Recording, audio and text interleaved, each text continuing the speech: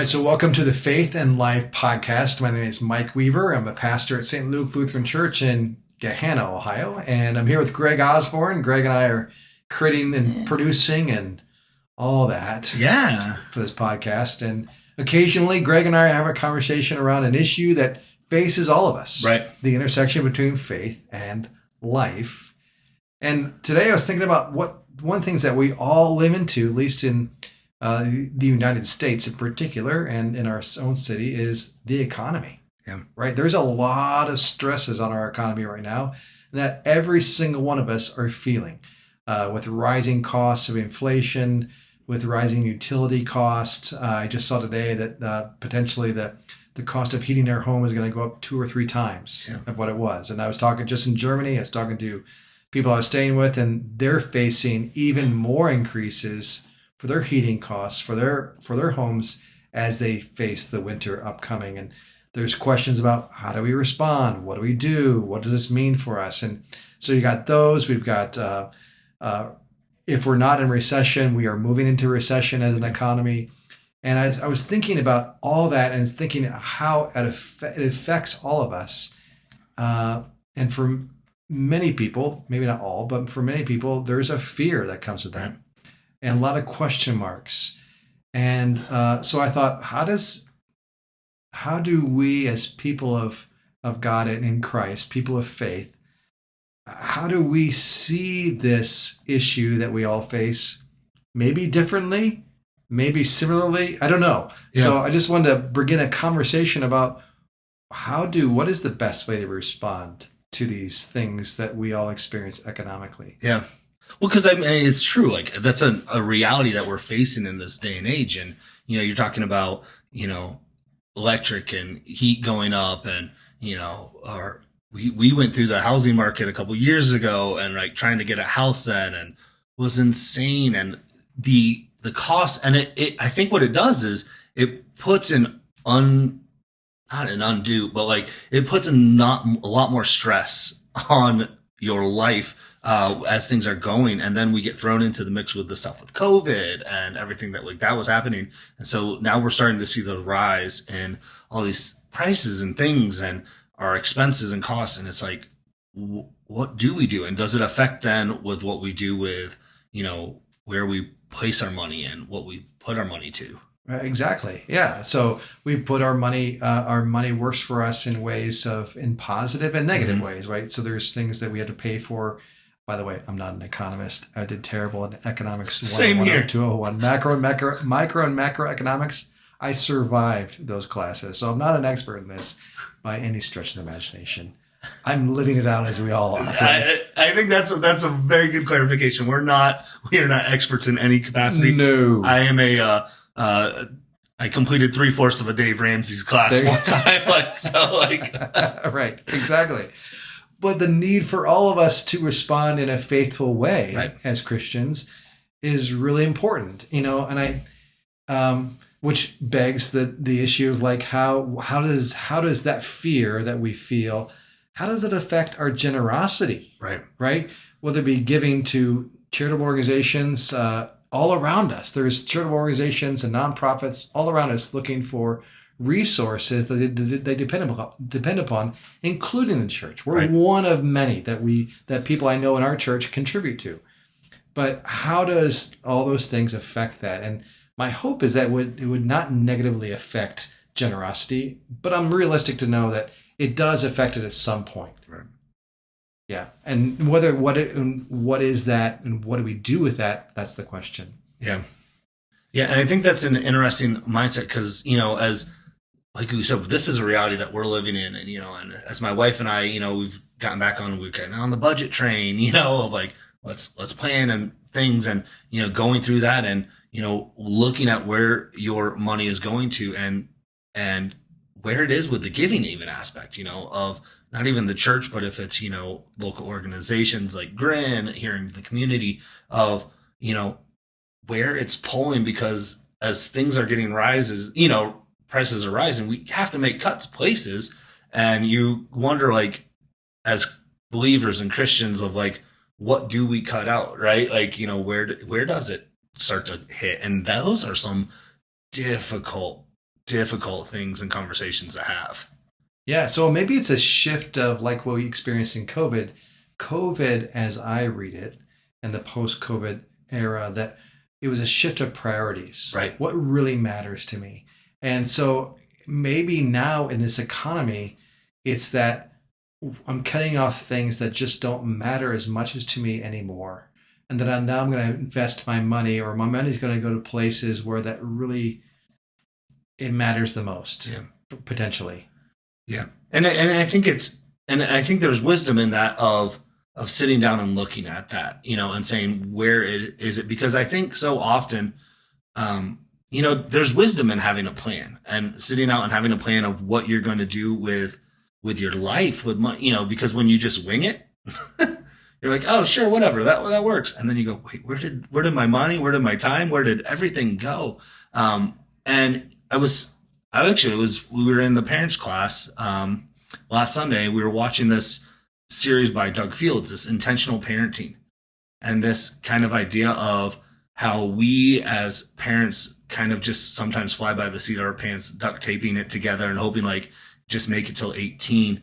And how if we do it like that, that's how it's going to come about. But if we can sit down and be intentional with our parenting and be intentional with, this is what I want to do for my kids, this is the life I want to get, and speak into that because he was talking about how parents have the most influence in their kids' lives, whether you want to believe it or not, and that if you are intentional with it, that it is important, because then you can make a plan, that you're not just running by and going, oh, but you can have a plan when this situation arises. You know how you're going to act. You know how you're, rather than just bubbling over with anger in the moment, because you're like, oh, I'm at my wit's end. It's been a long day. And I think that translates to other aspects of our lives, especially then like in the economy and dealing with finances too, is like, if we can sit down and look at how do we be very intentional with stuff, because it's our time is going to be pulled in any direction, right? And Doug even talked about in that, like, your culture is going to speak into your kids if you aren't. So, our, culture is going to speak into our finances, where we should go, what we should give, what we should do with it, what we need, what's going to make us happy and things. And if we don't sit down and thinking like, okay, what is important? And I think asking those questions, what's important, and, food and heat, shelter, those are important, and how those aspects. I think that's something that we have to really be cautious of and cognizant of. Yeah. And I think it is important in the midst of that is also that generosity is important for our emotional health. Look, what fear does for us, fear makes us, if you think about the physical effect of fear, I'm thinking about like when you get scared, we do this and we breathe in and we hold our breath. Like that's like we get scared. And I think sometimes emotionally we do that. We take that breath in, but you and I both know, and we all know, that if we hold our breath the entire time, we're going to die. Yeah. Right. So if we stay in that state of fear and anxiety, it's going to have negative effects on our physical life, but also our spiritual life and our emotional life and our relationships as well. Because it's hard to have a relationship when we're holding our breath and we have a conversation because we're not out of breath.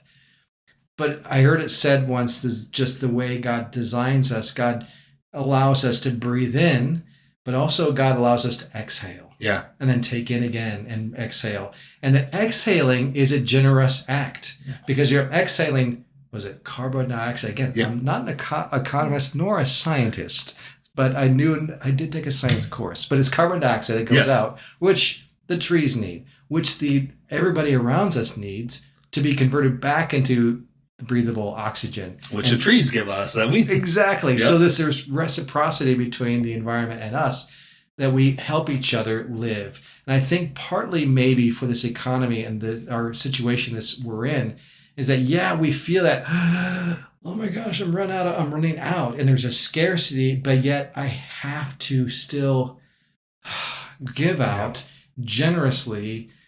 And we might reevaluate that based on our budget for our home.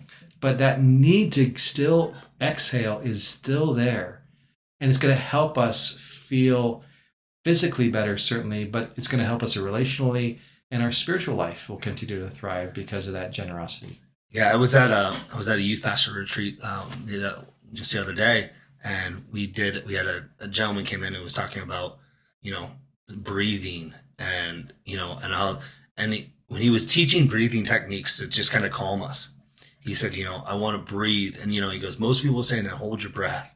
He goes, I hate the phrase hold, because you, like you said, you get all tense, you tighten up, you grip in. He goes, I want to say we're going to breathe in, and then we're going to carry that breath for 5 seconds and exhale. And it's a different mindset. He goes, think about it. And we literally were doing it, like, he's like, hold your breath. I'm like, but then when we're like, he's like, now just carry, you're like, it almost is a different, like, it was a different sensation. It was really weird. And I think I kind of almost look at that like that too, right? We get our income, we want to hold it, but it's like, well, we carry it to see where it needs to be exhaled to. Oh, good. Right? Yeah, like, because if we hold it, it's just going to stay in. But if we're carrying it, we're being intentional, because you have to think about it. Like the idea of carrying a breath, it's, if you're listening, you're like, what are you talking about? But if you intentionally, like, you're not holding it in, but you're allowing it to just kind of sit there, if that makes sense. Mm-hmm. And as you carry it, then you decide when you need to exhale, whether it's 5 seconds or 10 seconds, whatever you're trying to work on. And I think that's the same mindset, right? You have to exhale eventually.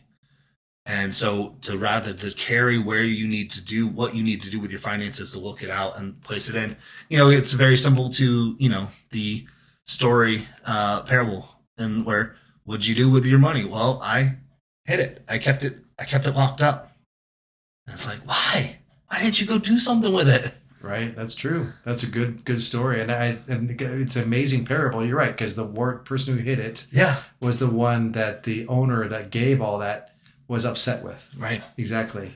And think about. I was talking to a pastor a couple of weeks ago, and this pastor was talking about some difficulties financially that their church is facing, and we landed on, and it was through the conversation, we landed on the story of the feeding of the 5,000, and how, in the face of immense need, the disciples were asked to do something even though they were under resourced. Right. They're incredibly not resourced for this moment to feed 5,000 and more people. And yet Jesus was not, he understood, and he himself could have been overwhelmed by the moment, Right. and overwhelmed by the need, and overwhelmed by the scarcity that he experienced. But in response to the scarcity and the fear that the disciples and the questions they had, he instead responded with, well, let me invite you into a moment of generosity. Right. And then let's take what you have and let's see what we can do with it. It's almost like that same idea with carrying. Let's carry what you have, and let's carry that forward, and now let's see what God can do with that. Yeah. And that's a bold move to do. Well, it's almost just, it's showing up. I think so often we sometimes we don't give, we don't serve, because we feel ill-equipped, right? We feel inadequate. And the disciples were ill-equipped to serve.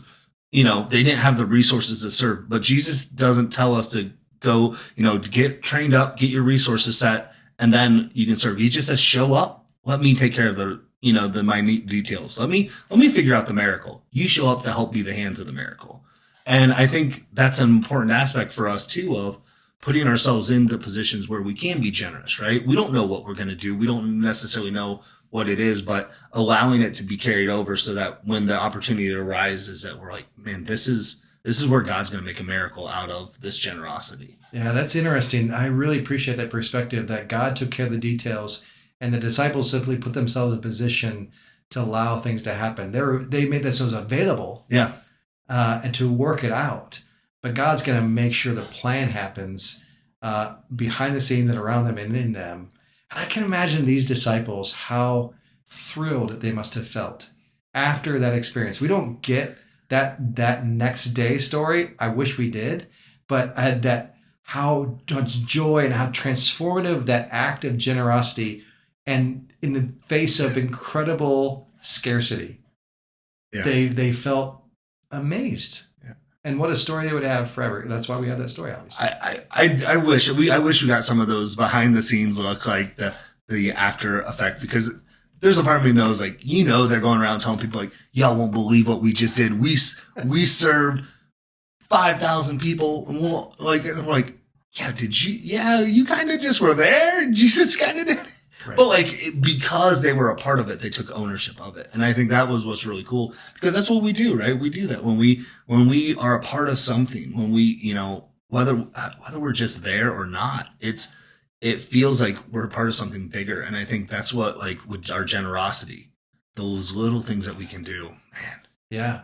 And, not to discount this reality that we pray for in the Lord's Prayer, the Lord, give us our daily bread. Right. And, that daily bread might not be big, dramatic things. It could be daily bread, just daily bread. Right.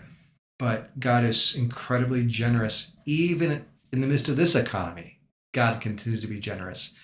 And as people of God and as Christians, maybe our response in the midst of this is to be courageous, to deepen our faith, to trust God, to allow God to provide for us, Yeah. even when we feel like, oh man, there's not a lot here. But God is faithful to continue to do so. And then God continues to open us up to be agents of that generosity to the world around us, even in the midst of the scarcity. Hmm. And I think, because when we talk about economy and we talk about, our mindset, and generosity, right, goes to money, obviously, and things. And I think partially what one of the first steps, though, of being able to be wise with our money and being wise with our generosity is learning how to just be loving and generous as a person, right? Like, I mean, let's be honest. There's a hard reality. There are people who in our church, probably, in our town, in our neighborhoods, that are making tough decisions with their money, and they might be listening, like, I don't have money to give to a dinner, and that's okay if you're finding a way that you can be generous in other aspects. And then as you start to do that, I think that can set the stage then for, okay, where are some things that I can cut, right? What are some things that I can find, some places to be generous and, with my money and to give that, because I think when we give, it's a release for us of, like, we're not holding on to that, right? That money and that tension too, like, cause man, it's tough. It is. It's a tough thing. Yeah. Yeah. And there's a lot out of our control. Yeah. With this economy, it's way beyond us. Yeah. But there are things we can do. And it's the whole whole adage of focus on what we can control and let go of things we cannot control. And I think that applies here too. Greg, thanks for the conversation. Yeah. I really appreciate that. I mean, I hope this has been encouraging to those who are listening. But we'll continue the conversation as we continue to all move forward through this time together. Absolutely.